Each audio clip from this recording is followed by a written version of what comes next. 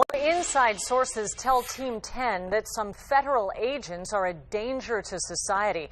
Team 10 started digging after questionable incidents involving Border Patrol agents here in San Diego and across the country.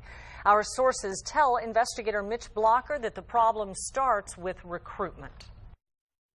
What happened at this remote Border Patrol training center may help explain why several local agents ended up at the center of explosive investigations. I know a few agents are a menace to society, but they have a badge and a gun. We are disguising the face and voice of this veteran agent and training instructor because of fears of retaliation. We went from a 20-week course to a 12-week course. So the standards were lowered. Well, they say the standards weren't lowered, but they were. Former President George W. Bush ordered a massive expansion of the Border Patrol following 9/11 for national security. From 2004 to 2012, the number of agents almost doubled, from nearly 11,000 to more than 20,000, according to a government accountability report. Is it just you'll take anybody?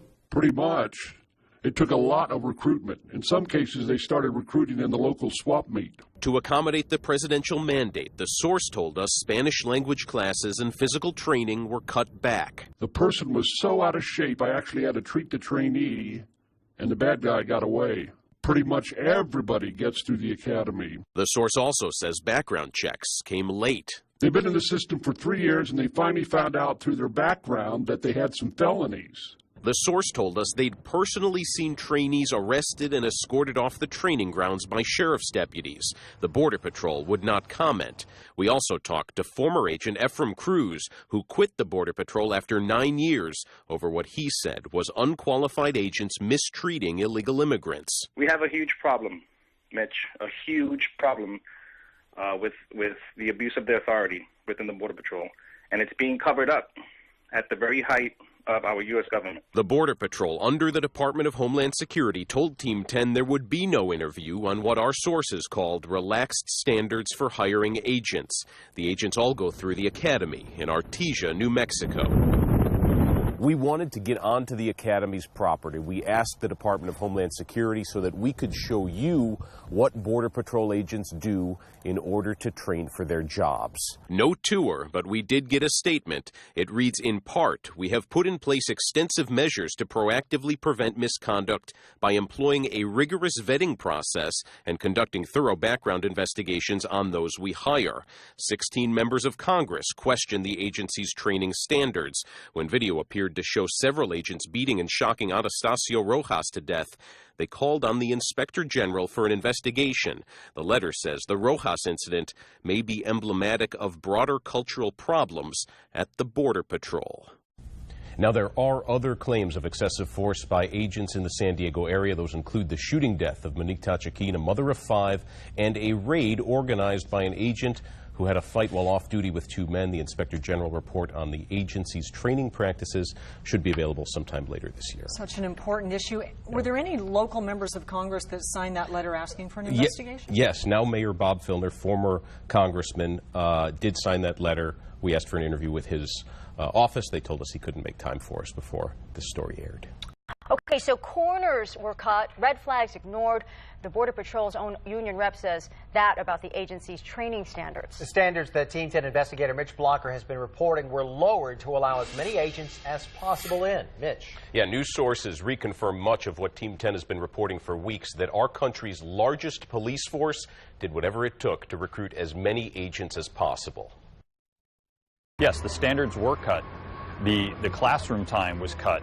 And we brought these up to the leadership of the Border Patrol, and they were wholeheartedly ignored. Sean Moran is the vice president of the National Border Patrol Union. He is the latest source to tell Team 10 about the realities of recruiting and training those who guard our borders. They put people out in the field that did not have background checks done. You do not teach them our methods and techniques and then put them out in the field with a badge and gun if you don't know everything about them.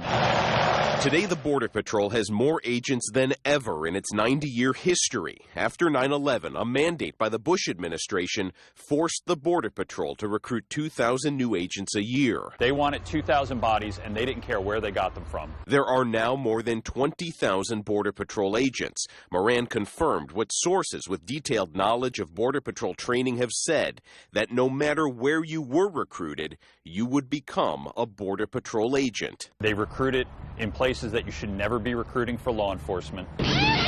Team 10 found one of those places was at NASCAR events. The Border Patrol spent $8.4 million sponsoring this car, getting it detailed and staffing recruiting booths. Those recruited here were sent to the training academy in Artesia, New Mexico. At one point, it was called No Trainee Was Left Behind. Moran did say the vast majority of Border Patrol agents do their job well and with integrity, but admits there have been more cases of corruption and allegations of excessive force by agents since the training and background standards dropped. It's led to an investigation by the Department of Homeland Security. It's something we asked DHS Secretary Janet Napolitano about during her recent visit to San Diego. And our department has hired a third party to come in and evaluate our use of force policies in the Border Patrol and to make sure that our training and supervision are second to none. This is something the Border Patrol Union has been calling for 8 years. You reap what you sow, and the Border Patrol is now doing that. Now, the Border Patrol has told us there will be no official interview to answer questions about training and background checks. Right now, there are at least 2 cases of excessive force by Border Patrol agents in San Diego that are under investigation. And with immigration reform a hot topic right now, are they considering hiring more Border Patrol agents? It's part of the president's plan, but so are some deep cuts. We're told as early as March 1st there could be furloughs, up to 5,000 agents affected by this, and also the Border Patrol will ultimately have a hiring freeze by that date. Interesting. Team 10 is getting some answers from 2 of the most powerful people in the fight to secure our border. Now, this is Team 10 investigation exposes claims of a staggering lack of training and background checks among Border Patrol agents. Team 10 investigator Mitch Blocker took his questions straight to the Secretary of Homeland Security. Mitch? Today, Secretary Janet Napolitano continues her tour of the southern border. She continues meeting with those in charge of border security, some we found who question the same things our sources do, the training and accountability of those on the front lines. The Border Patrol does not want to talk about allegations of excessive force, much of which has happened near or around San Diego. But their boss, Secretary of Homeland Security Janet Napolitano, did answer Team 10's questions. Border Patrol is looking into all of those acts of violence. Team 10 sources with extensive experience inside the Border Patrol say training standards dropped and background checks on agents lagged as the White House put pressure on the Border Patrol to recruit more agents. They've been in the system for 3 years, and they finally found out through their background that they had some felonies. Our sources are not the only ones asking questions. Last summer, 16 members of Congress wrote the Department of Homeland Security asking for an investigation into the Border Patrol's culture, citing, quote, a troubling lack of training and accountability. One of them, former Congressman and current San Diego Mayor Bob Filner, stood next to Secretary Napolitano as we asked what she's done about it. Has your office looked into this, and if so, how? Well, I think, with all respect to the mayor, we would disagree with some of the assertions there. A troubling lack of training and accountability. You signed your name to that. Do you still feel that way? Well, I think there are, I think the vast majority of the Border Patrol, I work with them every day, are doing an incredible job. There have been a couple cases of extreme violence, and I'm not sure that they have been dealt with in an accountable fashion yet. Have you shared that with the Secretary? What did she tell you? She says they're investigating. Now, Secretary Napolitano said the Department of Homeland Security has hired a third party to evaluate the Border Patrol's use of force and its training. We have more sources coming forward reconfirming much of what we have already reported, and we will keep digging on this story. With Team 10, I'm investigator Mitch Blocker. It's happening. Active agents and internal memos outline a problem in one of America's largest law enforcement agencies. I want to see this addressed and to end the secrecy of what's going on. This agent asked for his identity to remain secret. There has been retaliation in the past. For agents who talk to the press? Yes. There could be consequences for what the agent is about to say. People are showing up to work drunk. Are you aware of San Diego Border Patrol agents drinking and driving? Yes. We've had agents who have said to supervisors, I think I'm still drunk. and they still get the keys to their car and automatic weapons. The concern has made its way to the top. At the beginning of October, Border Patrol Chief Michael J. Fisher wrote to all agents saying the Border Patrol is averaging almost 2 alcohol-related arrests per week. He called it alarming and detrimental to the overall well-being of our workforce. He says this simply cannot be ignored. Right.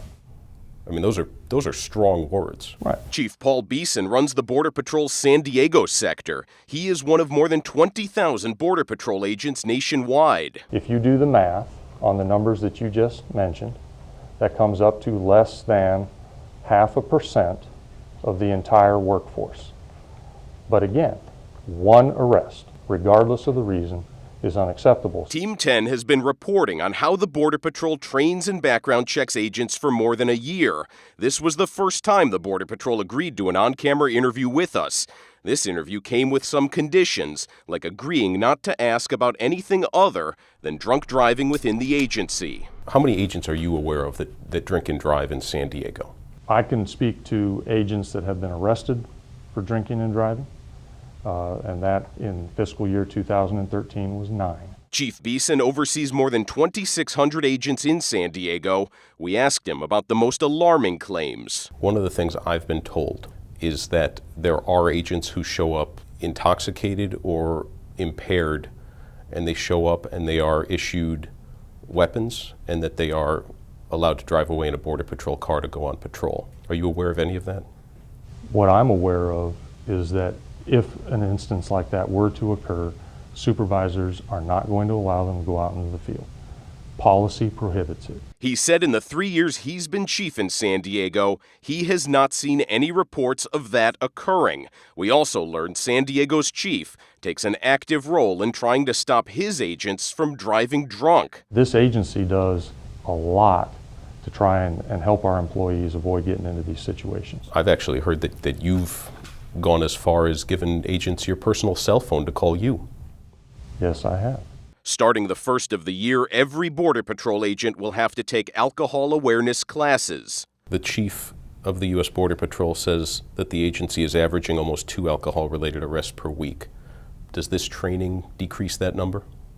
I believe that it will. Now, the Border Patrol will launch alcohol awareness training at every sector and at the Border Patrol's Training Academy. This comes as the agency plans to expand from 20,000 agents to nearly 40,000 if immigration reform is passed. With Team 10, I'm investigator Mitch Block.